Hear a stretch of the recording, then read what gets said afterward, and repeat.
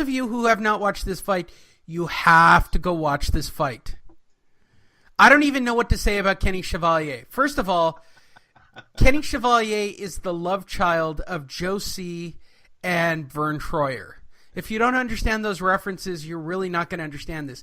Kenny Chevalier was at least a foot shorter than the 125-pound Gary Russell and Joseph Diaz, who I can't even imagine are much taller than, 5'6", 5'5"? They're short guys, right? You mean he was a jockey when he was younger, right? Yeah, no, Kenny Chevalier. So he's walking. Clearly, he's got. I'm going to say things that are shitty, and I'm sure he's disabled. And you know what? If you're disabled and you listen to this show, fucking stop listening. All right. I'm just going to offend you. All right. He's adding to the list. I'm going to lose the one listener we have who's got a limp or something. First of all, he's probably got one leg that's shorter than the other. He circles the ring all night with what looks like a pimp swagger, making the most unbelievable facial expressions. I was glued to the set watching Kenny Chevalier. Like, it looks like he's got a pimp swagger. I suspect he's got one leg that's longer than the other. And believe me, people, he's texting me during the fight. He's clearly obsessed with the referee. There's an awesome fight going on. Obsessed with Kenny Chevalier. Obsessed. Like, he makes the fight. He literally makes the fight. I thought he was going to do too much, Lee. I swear to God. He was in the pocket. Was he not? Yeah. Diaz even got close to Russell. He was in, bring it up. Break. Oh, it was terrible. But you know what? I still blame Diaz. Lee, you can't average 50 punches. I'm going to get into Joseph Diaz, too. You can't average 50 punches your whole career and in the biggest fight of your night only average 34 and think you're going to win. But that's not the most interesting part of Kenny Chevalier. You missed it, Andrew. What did I miss? It's when he grabbed the mic and went, I'm the J-O-E to the C, ho. Call me Joe C, get more game than Calico. I'm a freak, ho. Call me sick. 3'9" with a 10-foot dick. The ladies pick. I'm a crazy hit. Very nice. You're going to go up against Max Kellerman, Lee. And ran through Kine like a bullet through wine. It's my time, so I'm going to shine like glass. Old as past, but small as ass. Watch me pass, smoke some ass. You smoke some grass while I'm raking cash. And I'm down with the devil. Oh, no. There you go. There you go. This is driving. There's right a big off shout out for Joe C. Did I get a Joe C reference into Fight Net Radio? You guys don't know how many Joe C references are in Fight Net Radio, but I will safely tell you that over the course of 11 years, I have been able to work Joe C into 12 years of Fight Net Radio. God damn. You know this show a long time.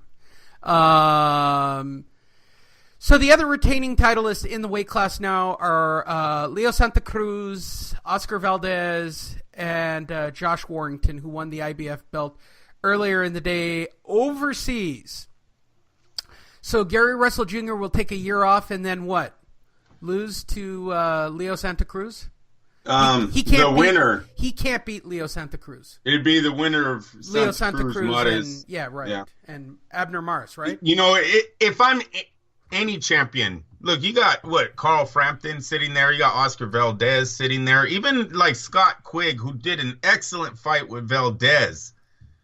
I'm pressing all of my managers and promoters to get this guy in the ring. Don't let him take a year off.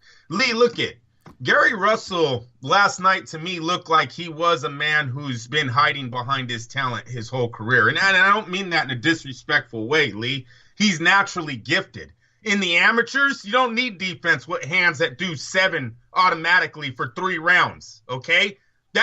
Could you imagine how many kids he lit up as a child in the amateurs? In the pros, hello, people, this guy don't fight. What? He's hidden behind his manager and handpicked opponents. I don't know if that's fair, all right? Lee, look at his body language during the punches. Yeah, but he did, but look, his only loss is to Vasily Lomachenko, right? Yes. Yes, it is. That's not hiding behind your record, is it? No, but this is only his second undefeated fighter in almost a decade of fighting. That's hiding behind something. He only fights once a year, and he's been a champion for 3. Man, people, I'm willing to give him a pass. And no, well, that's you just trying to. No. I don't want. I want him to keep fighting there. Give him a pass. Listen, I gotta know what I gotta do to keep Gary Russell's fights with Joe C as the referee. Give him a pass. We've given him a pass already. This is 9 years in. He's 9 years into his career, so but he's figured it doesn't matter. He's pulling a Deontay Wilder. He's fighting in his hometown. He's fighting in a ballroom. That's the best he's ever going to be. He can keep doing it. He can keep drawing paychecks, and he can stay champion until he retires in 10 years. Lee, there was rounds where Joseph Diaz didn't throw in the double digits. Okay, there was one round I believe they only recorded 3 punches. He will not get away with that when he fights the higher level guys. And I know they have him ranked number 3, but we have him ranked number 3 with no resume. Okay, he has Joseph Diaz, who was never a champ. He's not an ex-champ. He's not a current champ. It wasn't a unified fight. Decent prospect, deserved the shot. But on the long run, when you go back in history, if Joseph Diaz was to go flat and never show up to be anything, he was nothing on the night that Gary Russell fought him. That's what they will say when they look at legacies. And hopefully in the case of Jojo Diaz, I'm going to say this. Now's the time to fire your dad. Yeah, there you go. Perfect. Yes, sir. Okay, bro. I don't want to be a shithead. Your dad's watched a lot of YouTube videos. You got to where you are. The fact that the announcers are explaining that he learned how to be a coach by watching YouTube is shocking. Lee, there was nothing there. There was his kid. Look at people. If you've ever... the amount of natural talent that Jojo Diaz has is shocking. Lee, it's natural. A lot of it's natural. No, it's all natural. I mean, if he was actually in the hands of even a shitty coach, he'd be an absolute monster. Yes, and that's what his dad needs to realize. And I'm going to tell you what else I think happened in this fight that people didn't catch. He injured his left hand. He injures his left hand it's either a reoccurring injury from training that he does early, or he came into the fight with it injured, and it was a business decision to just throw 30 punches around, maybe sometimes 3, sometimes 7, 12, just cruising. I mean, he turned into a sparring partner in some of those rounds, Lee. He's not throwing shit. He's just walking forward.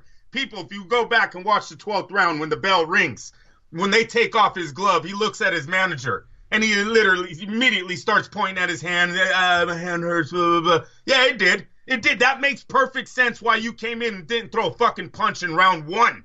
In round 1, watch the tape. They're already saying, wow, Joseph Diaz really needs to pick up his output if he's going to do anything. That's like the next 2 rounds, 3 rounds. Then he picks it up. But he's still only throwing half of what he usually throws. And that's a big problem. You're not going to win. The guy can't crack an egg. Now you're only throwing half of what you usually throw? Look, people, anyone who knows me says, I've told you guys for a long time, I thought De La Hoya should have pulled the trigger on Diaz a long time ago because he's never looked any different. Every time they have this kid in the ring, it's the same fight. Now you're only throwing half the punches. You lose. You lose.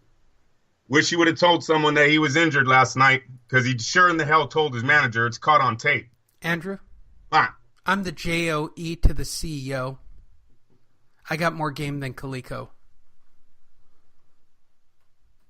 3'9" with a 10-foot dick. Just saying. In the other fight of the evening, Adonis Stevens takes on Badou Jack. As reported by Keith Eidick on Boxing Scene, Badou Jack took 5+ rounds to really get started on Saturday night. Once he did, it turned into an actual fight. The first 6 rounds of this fight were clearly all Adonis Stevens just eking out wins in the first 6 rounds.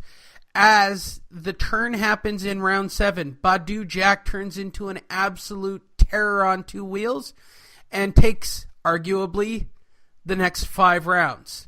The final judging for the fight, Italy's Guido, the Guido Italian referee, had it 114-114. I'm not going to try to say his last name. It's actually Cavallari, but I like saying Guido, the killer pimp. Buffalo, New York's Eric Marlinski had it 114-114. And Judge Jesse Reyes of Plano, Texas, actually got the scoring right. 115-113 according to Andrew. 115-113 for Badou Jack. PBC managed to keep the belt on the 40-year-old Stevens with a majority draw. Andrew. This is why you don't fight in the other guy's hometown. All right. Right? All right. First, let me give my feelings on this. 1, you fought in the dude's hometown. Number 2, you had Floyd there. Number 3, fuck. He was dumb for saying that, but go ahead, Lee. Watching, the money team bounce around in the background was insanity. Visually, this fight was okay. They had a good turnout at the Bell Center in Canada. I'll tell you what I saw. A fat Adonis Stevens looking every bit 40 years old. Yeah. Yep. And Floyd, and I'm telling you, I thought the money team had actually figured out a way to strip the belt off of him. And remarkably, we were wrong. Okay? Well coached, I would say, Lee. They also, by the way, for anybody wondering, for ring card girls on the evening, this fight had the best ring card girls. And in round 4 or 5, there's a shot in the corner where a girl walks by with a camel toe clamshell stretchy pants thing. Like you could tell her pulse and lip rate when she walked by. Very nice. Just saying for the crowd. That's my... Someone please now, make a meme visually, out of that. to watch the fight, it was an interesting fight. I'd say the second half of the fight was the fight to watch, and it was whether or not Adonis Stevens could actually hang in and do the fight. Because Badou Jack's plan was clearly to sit out the first 5 to 7 rounds. I would say 5. I thought in the 5th round, if you guys go back, it looks like Stevenson's gasping for air at the end of the 5th round. The decline starts in the 6th on. I like the fight. I like the game plan. See what I thought when I looked at Badou Jack in the first 5-6 rounds, Lee? Honestly, if you want my feeling, Andrew, I thought that Stevenson won it, and I'll tell you why. He stole one of those last 2 rounds. Well, yeah, He stole round 11. Yeah. That's either what way, won the fight. Either way, who matter? It doesn't matter what we think. I thought yes, Badou it matters Jack what I clearly think won this because fight. it's whether or not I watch the fight. I'm not a fan of the champion getting hit like 20 times, not responding, and the ref not stopping the fight because he's waiting for the clock to expire. Okay? The guy is getting his ass handed to him at the bell. Matter of fact, people, both PBC fighters, if you go back, both of their guys are getting their ass handed to them as this bell's ringing. Okay? So you stay behind the decision all you want. But it was clear that Badou Jack was giving it to Adonis Stevenson at the end of this fight. But you made me skip a lot. The first 5 rounds, he is a well-taught fighter. He's a well-game-planned, managed fighter. Watch it. Technically, he is landing precise shots on Adonis Stevenson's 40-year-old body, and he's breaking them down. He's making them work. He's staying fresh because he knew in the end of this fight, down the stretch, he was going to come on like he did. This is a Floyd Mayweather-type plan all the way through. It's an excellent executed plan. If you guys go back and watch Badou Jack, he deserved that fight. He deserves the rematch. Bring it to Las Vegas, like he said. That's neutral. Yeah, he fights out of Vegas, but he's not from Vegas. Let's go. Let's go. Adonis Stevenson, he's 40. Lee, the guy's old now. You know when I knew Adonis Stevenson was old? Did anyone see that stupid-ass highlight of him throwing punches in the parka,